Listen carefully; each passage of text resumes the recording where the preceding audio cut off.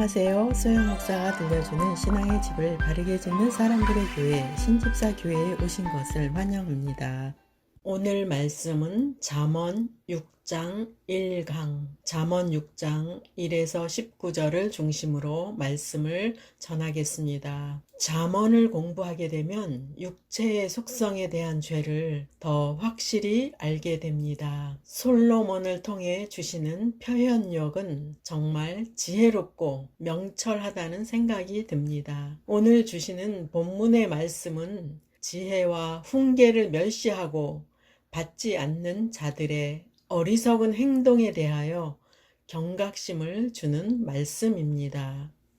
1번 경솔한 약속에 대한 경고. 잠언 6장 1에서 2절. 내 아들아, 내가 만일 이웃을 위하여 담보하며 타인을 위하여 보증하였으면 내 입의 말로 내가 얽혔으며 내 입의 말로 인하여 잡히게 되었느니라. 과거에 우리나라가 경제적으로 발전되기 시작하면서 은행에서 대출하는 일들이 많이 있었습니다. 그때에는 은행에서는 보증인을 세우게 하여 돈을 대출하게 하였습니다. 그로 인해 대출을 할 때 보증을 선 지인들이 땅과 집을 빼앗기는 일들이 많았습니다. 그로 인해 억울함을 당하는 사람들이 많아서 보증인을 세우는 것이 없어지고 본인의 집과 본인의 직장을 담보로 대출을 받게 되었습니다. 경솔한 재정 보증과 담보는 개인의 삶을 파괴하게 되고 사회적으로도 큰 폐해가 되었습니다. 성경에 보증이라는 말이 나오는데 구약에서는 대부분 타인을 위하여 보증을 서지 말라는 말씀입니다. 우리는 이 말씀을 통해 사람이 얼마나 불완전한 존재인지를 깨닫게 됩니다. 선거철이 되면 유권자들이 유세 현장에서 국민들에게 여러 가지 공약을 합니다. 막상 지도자가 되고 나면 정치인들은 그 약속을 잘 지키지 않습니다. 물론 환경이 따라주지 않고 반대의 부딪힘으로 인해 약속을 지키지 못하는 경우도 있습니다. 사람은 이렇게 연약하고 완전하지 못합니다. 그래서 정치 지도자들을 비판만 하지 말고 정치를 잘할 수 있도록 하나님께 기도하는 것이 성도의 도리입니다. 마태복음 5장 34절. 나는 너희에게 이르노니 도무지 맹세하지 말지니 하늘로도 하지 말라.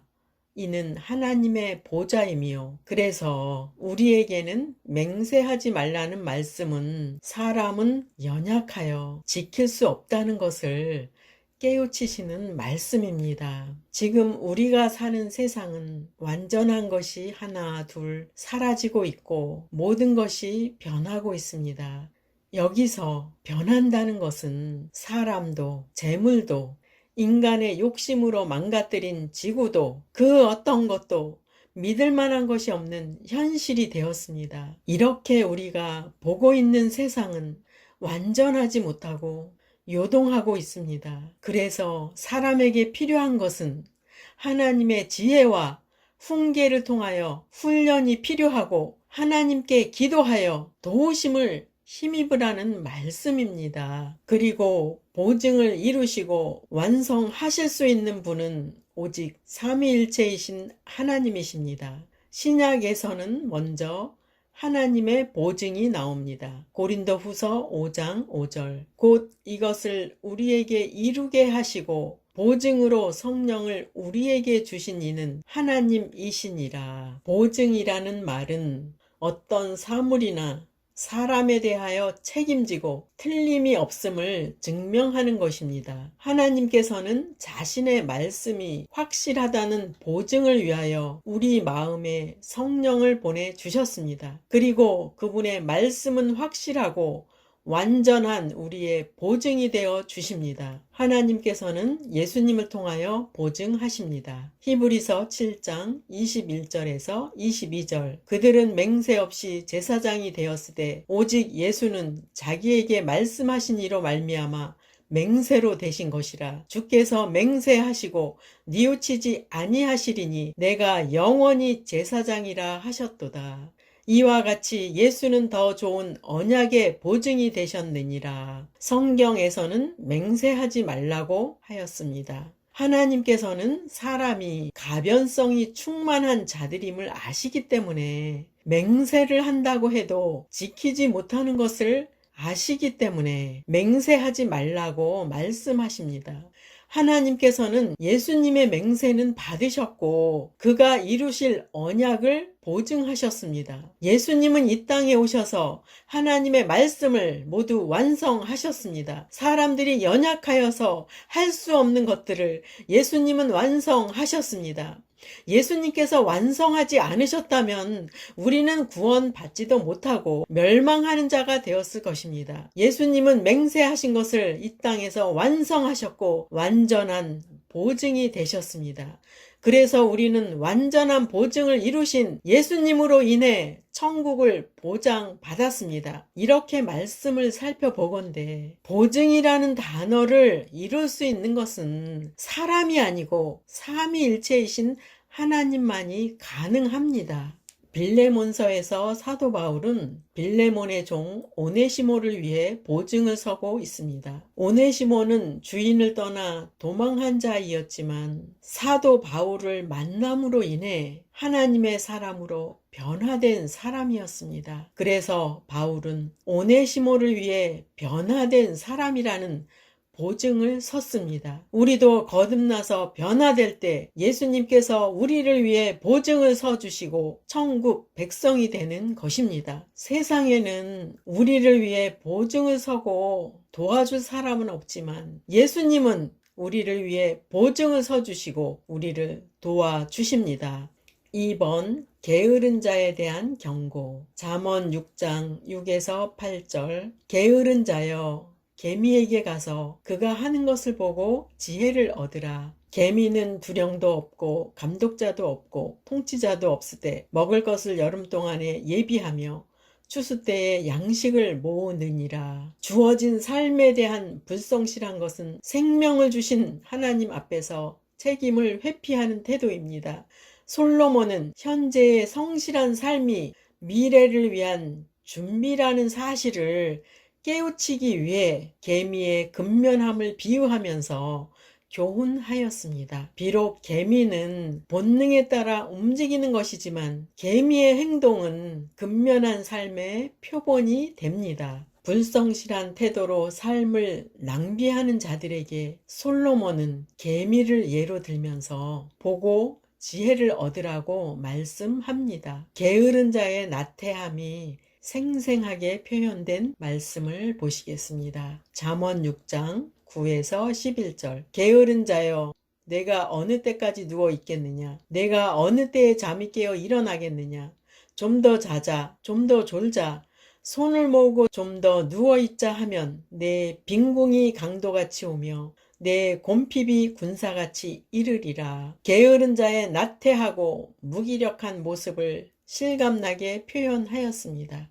여기서 잠이란 열심히 일하고 적당한 때에 휴식을 취하는 것을 말하는 것이 아니라 모든 삶에서 게으름이 습관이 되어서 나태한 것을 말합니다. 11절에 내 빈궁이 강도같이 오며 내 곰핍이 군사같이 이르리라. 게으름이 계속되면 모든 영역이 황폐해지는 것을 말합니다. 빈궁이 강도같이 오며 표현이 참으로 지혜롭습니다. 게으름이 지속되면 갑작스럽게 강도가 찾아오는 것 같이 빈궁해진다고 말씀합니다.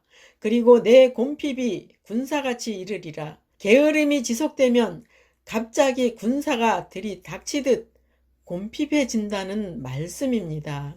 그렇다면 게으름의 주된 원인은 무엇일까요? 게으름의 첫 번째 원인은 습관이 되었기 때문입니다. 본문에 좀 더 자자, 좀 더 졸자, 손을 모으고 좀 더 누워있자. 사람의 게으름을 피는 모습이 현실감 있게 기록되었습니다. 게으름이 습관이 되면 벗어나기가 힘듭니다. 잠언 19장 24절. 게으른 자는 자기의 손을 그릇에 넣고서도 입으로 올리기를 괴로워하느니라. 게으른 자는 자신의 입에 음식을 떠서 먹는 것조차도 괴로워하고 누군가 입에 음식을 넣어주기를 원합니다. 이 상태가 지속되면 빈궁이 강도같이 오며 곰핍이 군사같이 이른다고 말씀합니다. 부지런한 습관도 반복되는 훈련을 통해 만들어집니다.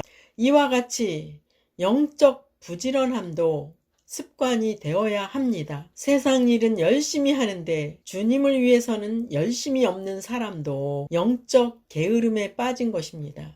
영적 생활의 부지런함은 무엇일까요? 누가복음 10장 27절 대답하여 이르되 내 마음을 다하며 목숨을 다하며 힘을 다하며 뜻을 다하여 주 너의 하나님을 사랑하고 또한 내 이웃을 내 자신같이 사랑하라 하였나이다. 성도가 하나님을 부지런히 사랑하는 방법이 나와 있습니다. 우리의 삶 속에서 마음이 하나님께 온전히 집중하여서 목숨의 위협을 받을지라도 우리의 힘이 다 소진되었을지라도 내 뜻은 포기하고 하나님의 뜻에 모든 초점이 맞추어질 때 하나님을 사랑하는 것입니다. 그리고 하나님은 보이시지 않아서 우리는 행동으로 사랑할 수가 없습니다. 그래서 보이는 이웃을 통해 하나님을 사랑하는 것처럼 사랑하는 것입니다. 게으름의 두 번째 원인은 두려움 때문입니다. 뭔가를 시작하는 데 따르는 부담감과 잘할 수 없을 것 같은 불안감이 해야 할 일을 차일피일 미루게 합니다. 어떤 일을 해야 함에도 계속 내일로 미루면서 오늘을 흘려 보내는 것은 바로 두려움입니다.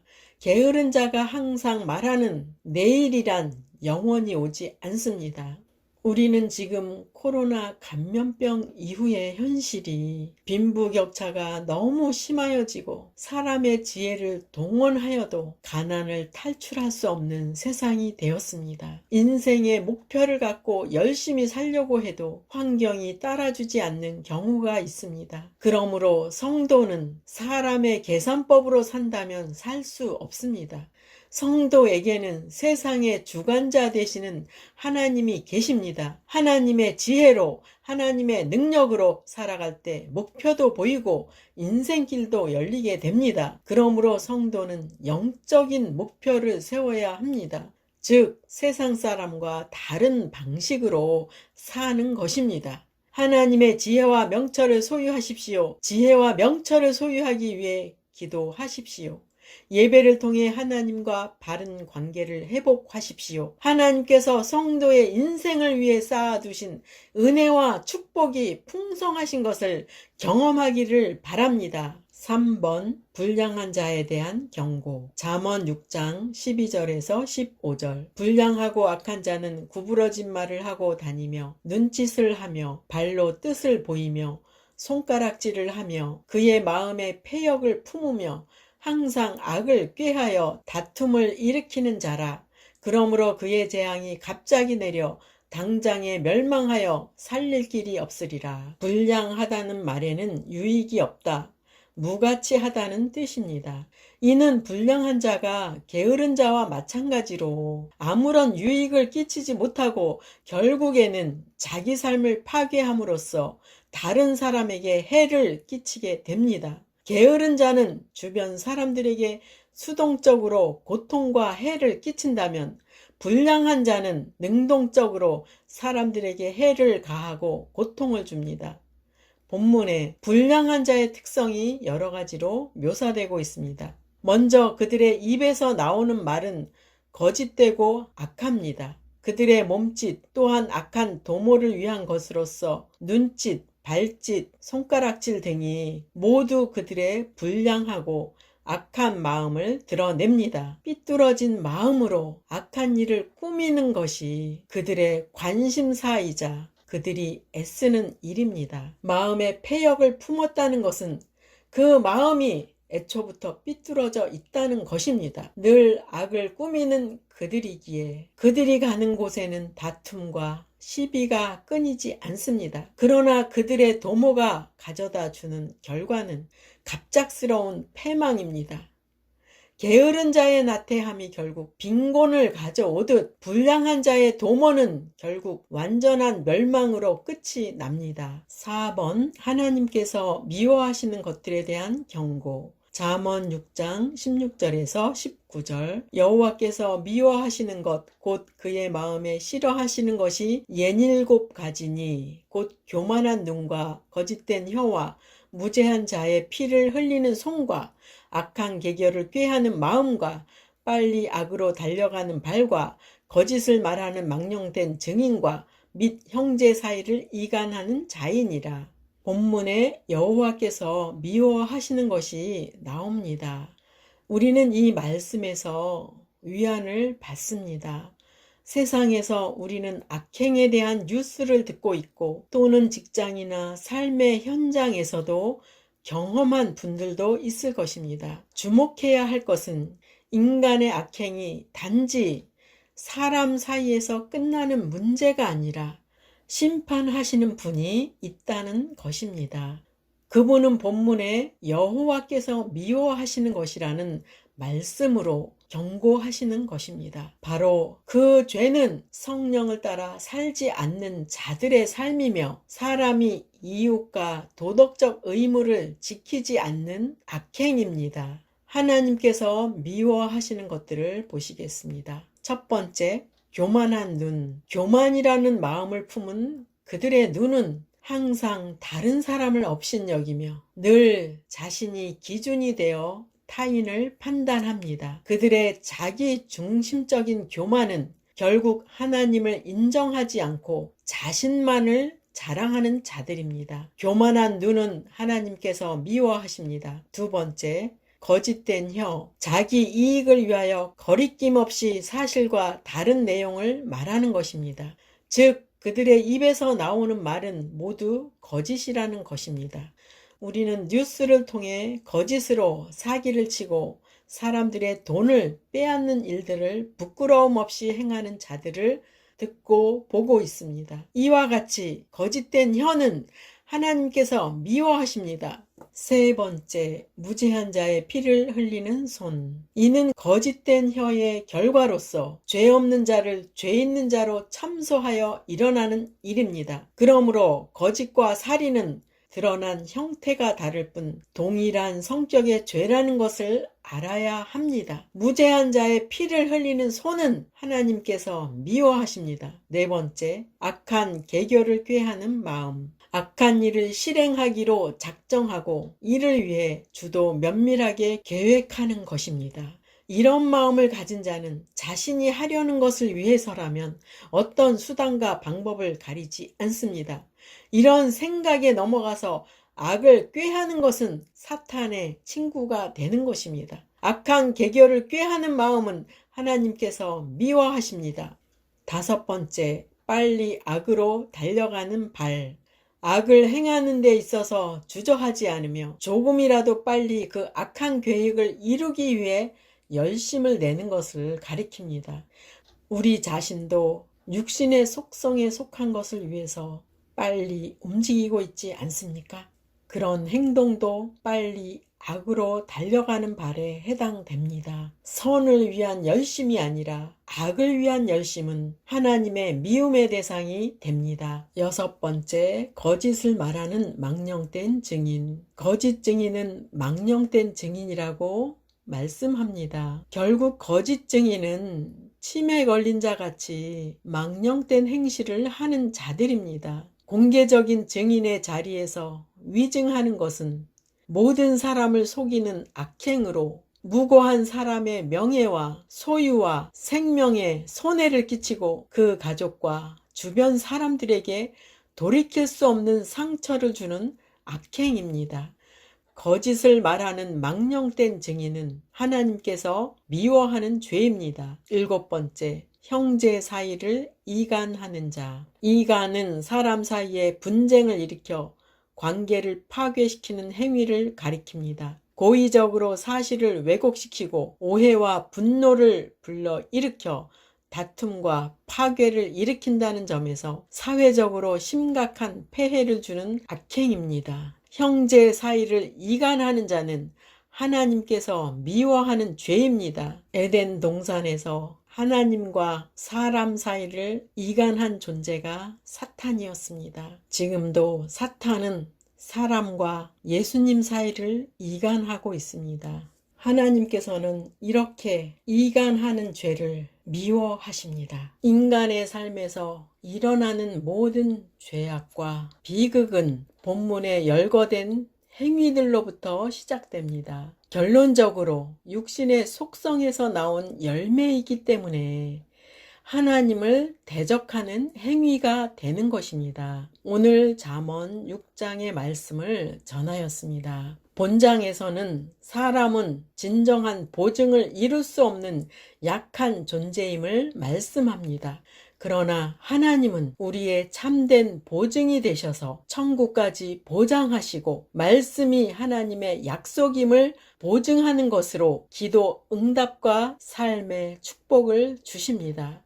그리고 성도가 게으름과 나태함에 빠져서 세상 일과 주의 일에 힘쓰지 않는다면 개미만도 못한 존재라는 것을 경고하는 말씀입니다. 본장에서는 그릇된 삶의 실제적인 모습을 세세히 다루면서 그로 인해 생명의 길에서 벗어나게 되고 결국 삶이 파괴된다는 사실을 깨우치고 있습니다. 지혜가 생명을 보존하는 데에 반해 훈계를 떠난 어리석음은 삶이 파괴된다는 사실을 지적하고 있는 것입니다. 그리고 하나님께서 미워하시는 것을 구체적으로 제시하면서 올바른 영적 삶을 살 것을 깨우치시는 말씀이었습니다. 이렇게 삶에 대한 세세한 경고와 깨우침을 주시는 말씀은 성경 외에는 없습니다. 우리를 지으신 하나님 아버지의 말씀입니다. 진리의 성령님을 모시고 말씀으로 사라지는 역사가 넘치기를 예수 이름으로 축복합니다. 마지막 시대를 살아가는 하나님의 백성 여러분, 교회는 다니지만 예수님을 그리스도로 믿지 않는 여러분, 하나님에 대해서 예수님에 대해서 잘 모르시는 여러분, 가나안 성도 여러분, 우리 함께 성경에 근거해서 성령의 능력으로 신앙의 집을 말씀대로 바르게 건축하도록 합시다. 누구나 유튜브에서 신집사 교회를 구독하심으로 신집사 교회 사역에 동참할 수 있습니다. 신집사 교회를 통해 영상으로 선교하는데 동참하기를 원하시는 분들과 함께 연합하기를 원합니다. 아브라함 목사에게 언제든지 연락 주십시오. 우리 주 예수 그리스도의 이름으로 축복하고 또 축복합니다.